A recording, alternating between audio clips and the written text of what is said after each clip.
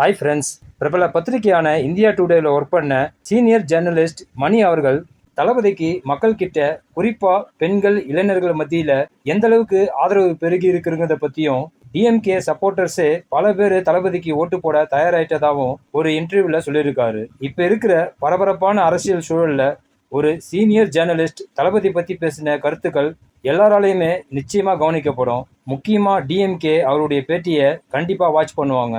தமிழ்நாட்டில் தளபதிக்கு எந்த அளவு ஆதரவு இருக்குன்னு அவர் சொன்ன முக்கியமான ஒரு சில பாயிண்ட்ஸை பற்றி நாம இப்போ பார்க்கலாம். ஸ்கிப் பண்ணாம ஃபுல்லாக கேளுங்க. தமிழ்நாட்டில் 15லிருந்து 20% வரைக்கும் தளபதிக்கு ஓட்டு இருக்குன்னு பிரசாந்த் கிஷோர் சொன்னது 100% உண்மையான ஒரு விஷயம். 5ல் ஒரு ஓட்டு நிச்சயம் விஜய்க்கு இருக்கு. திமுக அதிமுகன்னு எல்லா கட்சி ஓட்டையும் கண்டிப்பா தளபதி உடைப்பாரு.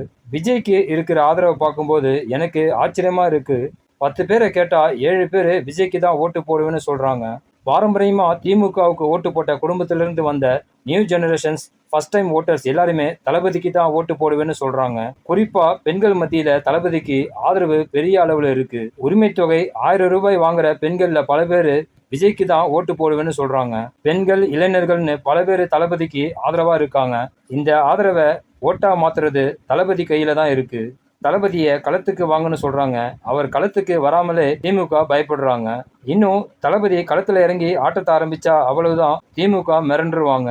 இவ்வளவு விஷயங்கள் தளபதியை பத்தி சொன்ன ஜேர்னலிஸ்ட் மணி இன்னொரு முக்கியமான ஒரு கருத்தையும் சொல்லியிருக்காரு. தளபதி விஜய் ஆட்சியை பிடிப்பாரான்னு சொல்ல முடியாது, ஆனா கண்டிப்பா 3வது இடத்தை பிடிப்பாருன்னு சொல்லியிருக்கிறாரு. பார்க்கலாம் தேர்தல் சமயத்துல என்ன நடக்குதுன்னு. ஓகே ஃப்ரெண்ட்ஸ், ஜேர்னலிஸ்ட் மணி சொன்ன மாதிரி தளபதி 3வது இடத்தை பிடிப்பாரா இல்ல முதல் இடத்தை பிடிப்பாரா? உங்க ஒப்பீனியனை கமெண்ட் செக்ஷன்ல சொல்லுங்க. நெக்ஸ்ட் வீடியோ சந்திக்கலாம். ஓகே, தேங்க்யூ, பாய்.